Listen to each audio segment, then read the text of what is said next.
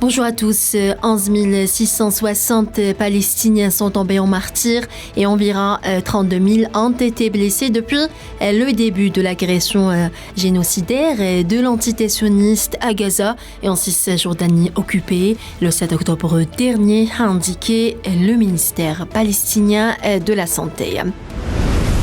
Des dizaines de Palestiniens sont tombés en martyrs et d'autres ont été grièvement blessés jeudi soir lors de nouveaux massacres perpétrés par les forces de l'occupation sioniste dans le camp de réfugiés de Jabalia au nord de la bande de Gaza.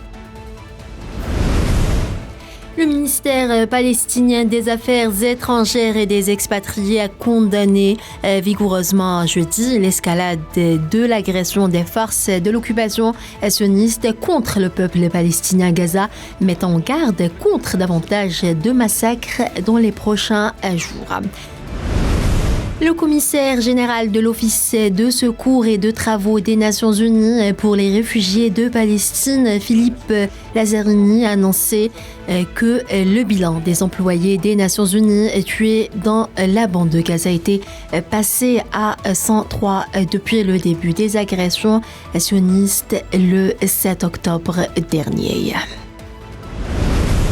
Voilà pour ce qui est des derniers développements en Palestine. Dans le reste de l'actualité, en Syrie, des frappes aériennes perpétrées par des forces sionistes ce vendredi ont entraîné des dégâts matériels près de Damas, a rapporté l'agence de presse officielle syrienne Sana.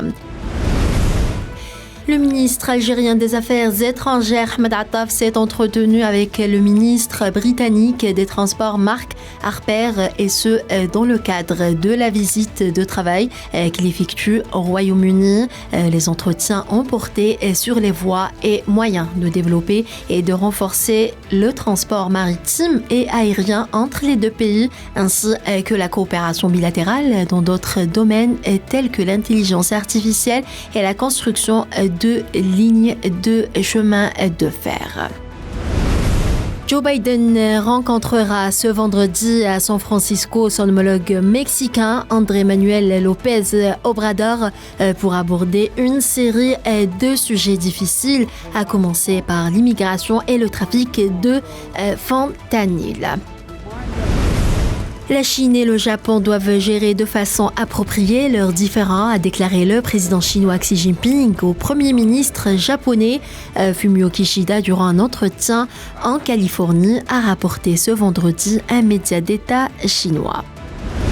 Le nombre de migrants arrivés depuis le début de l'année aux Canaries a dépassé celui de 2006, année d'une crise migratoire record dans ces îles espagnoles situées au large de l'Afrique selon les chiffres officiels publiés hier jeudi. Le représentant permanent adjoint de la Chine auprès des Nations Unies a appelé hier à un cessez-le-feu immédiat au Soudan. La Chine est profondément attristée par la poursuite du conflit au Soudan, la souffrance des civils et la crise humanitaire dans le pays, a indiqué le diplomate chinois. Le président du Malawi, Lazarus Chakwera, a décidé d'interdire temporairement les voyages à l'étranger à son gouvernement, une mesure qu'il va aussi s'appliquer à lui-même pour aider son pays à réduire ses dépenses et faire face à la crise économique.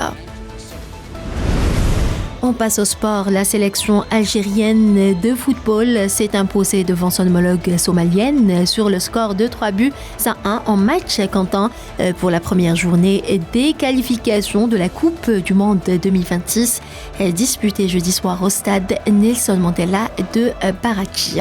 Voilà, c'est la fin de ce bulletin d'information. Merci à vous tous de l'avoir suivi. À demain.